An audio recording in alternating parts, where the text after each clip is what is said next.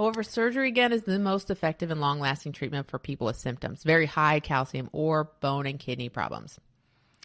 The medication's usually reserved for folks who can't have surgery. So, say, due to their age, other health issues, or, in some cases, personal choice. Some people with mild or no symptoms and only slightly high calcium may not need immediate treatment and, again, can be watched with regular labs and some bone scans. So your doc should really help you decide which option is best based on your calcium level, bone health, and symptoms, and really overall risk. Well, if you are on the medication, is a lot of monitoring needed? And if so, well, I guess I shouldn't say is a lot of, I assume some monitoring is required. Right. And would one's endocrinologist do that testing? Yeah. So if you're taking something like Cinacalcet for hyperparathyroidism, you will need regular blood tests because you got to follow calcium levels and PTH levels. Since the medicine lowers calcium and needs careful dosing, you don't want low calcium levels. That's a whole nother problem. Right, sure.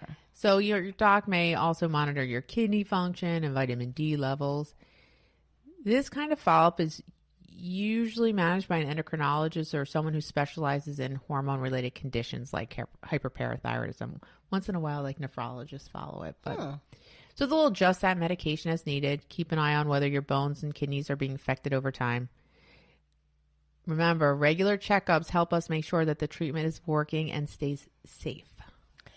Well, one thing that kind of occurred to me about the parathyroid glands, especially since I had not heard of them, embarrassingly, are there triggers that make these glands go bad, shall we say? Like, for example, I was thinking maybe age or stress. Yeah, so there really isn't always a clear reason why parathyroid glands go bad, if you will. They just went bad, like a technical term. Went there. Rogue. Yeah, rogue. I prefer rogue. Yes. Mm-hmm. They went off the good path. Took off. Yeah. But really, aging is probably one of the biggest risk factors, especially for women over 50. Sometimes a gland becomes a non-cancerous tumor called an adenoma. So that's what we really call it. It's parathyroid adenoma, and that's what makes it too much hormone.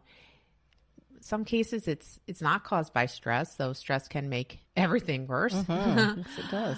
Other possible triggers can include radiation to the neck, like for prior cancer treatment, or certain genetic conditions, or low vitamin D or calcium levels over time. But for many, many people, it just happens slowly and silently without any clear cause. Do the glands respond to healthy lifestyle changes? And if so, what can we do to try to help ensure they stay healthy? Yeah, I mean, that's a really good question, because the parathyroid glands don't seem to act like other glands. So they don't really respond to the lifestyle changes the way some other glands do. So like we talk about the thyroid and the adrenal axis and yeah. So, and there's probably going to be someone out there that says they have this special diet that the parathyroids respond to. But Yay. I'm going to tell you, from my experience, there's not anything specific. But that being said, healthy lifestyle can still support your overall bone and calcium balance. So getting enough vitamin D from sunlight, food, or a supplement, eating calcium-rich foods can help keep your parathyroid glands from being overworked. Staying active with weight-bearing exercise keeps our bones strong. When lifestyle changes can't fix a gland that's already overactive, they may reduce your risk of complications like osteoporosis. So while you can't exactly heal these glands with lifestyle alone, you can absolutely support your bone and hormone health with good habits. So I never want to discourage that. Can this condition kill a person if it's left untreated? If left untreated for a long time, severe hyperparathyroidism can lead to serious complications like dangerously high calcium levels, kidney failure, or heart problems, which in rare cases, we're talking rare, could be life-threatening. Most people don't die from it directly, but it can greatly affect quality of life and long-term health if ignored. So that's why it's important to monitor and treat it when needed. I know we said that the parathyroid gland may be removed due to excess production of calcium, as well as other related problems and symptoms. But might a person need to have one or more of these glands removed due to, just like cancer, for example? The most common reason for removal is a non-cancerous growth, an adenoma, as I mentioned earlier, that causes hyperparathyroidism. Again, in very rare cases, I'm talking rare, the glands can develop cancer. That's extremely uncommon, less than 1% of cases. Sometimes, more than one gland does need to be removed if several are overactive or enlarged. Surgery to remove the affected gland or glands is usually safe and highly effective, especially when done by an experienced surgeon. There's only maybe a couple people I refer to because you need to have a good surgeon. How do you know which of the parathyroid glands is acting up, thus hyperdriving calcium into the bloodstream instead of doing normal calcium production in the right way? Is that gland, as you just said, going to visibly appear enlarged or just different in some way? That is another great question. My golly, Dawn. You're killing I feel it. like I'm going to get the dog bone at the end. Maybe I'll get the whole box of bones. We'll see. So say, when one of your parathyroid glands goes rogue, as I term we're prefer, using, or the bad, technical term, yeah. it starts pumping out way too much hormone. The big challenge is figuring out which one it is. Yay. So you got 4 of them, and usually just one is a troublemaker. So how do doctors find it? Well, first we did the blood work to find the high calcium. High calcium plus high parathyroid hormone is the giveaway that something is off. But I will also add that you can have normal high calcium, and it can still be normal, and parathyroid hormone be high. That's also a giveaway. So there's some nuances to looking at the labs. But back to which one. So those lab tests can't tell us which gland is causing the issue. They just confirm that something's wrong. To actually find the overactive gland, doctors use imaging.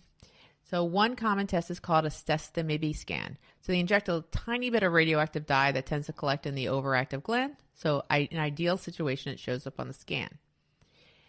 They might also do a neck ultrasound to see which one of the glands looks bigger. So I do neck ultrasounds to look and to try and identify parathyroid glands to figure out which one is the issue, so I can give the surgeon as much information as possible. You can also do a CAT scan if needed for more detail, but sometimes even those tests don't give a clear answer. So they'll try some more advanced testing like MRI or special PET scans. Does the bad gland look different then? So yes, it does. Oh. A normal parathyroid gland is super, super small. It's about the size of a grain of rice. But an overactive one, usually because of that benign tumor I mentioned called an adenoma, can grow much bigger, even the size of an olive in some cases. So yes, it often does look different on imaging or during surgery. And I don't know why I'm so obsessed with that question. Well, you don't want someone going to surgery and having the wrong parathyroid. Yeah, I want to know. That would be bad. I want to know. Someone goes into surgery, they take out the wrong gland, and the problem's still there. That's kind of a buzz. Don't want that. No. So I'm obsessed with that. But I didn't read up really until we were just talking. I did not realize how apparently obsessed I was with that particular question. But if you want to solve the right problem, I want to know which one it is. You don't want someone having to go back for another surgery. No, especially me, right? or someone who didn't know anything about hyperparathyroidism. No, don't want that. That's why we're here. That's why we're doing this. So one thing I also thought about was radiofrequency ablation. Can you do RFA on these glands like you might do on a thyroid nodule? Yes. Radiofrequency ablation, or RFA, is being explored and in some centers is being used as a non-surgical treatment option for certain cases of primary hyperparathyroidism, especially in people who can't have surgery, again, prefer to avoid it. It works by using radiofrequency to destroy the overactive parathyroid tissue, similarly to how it's used on some thyroid nodules.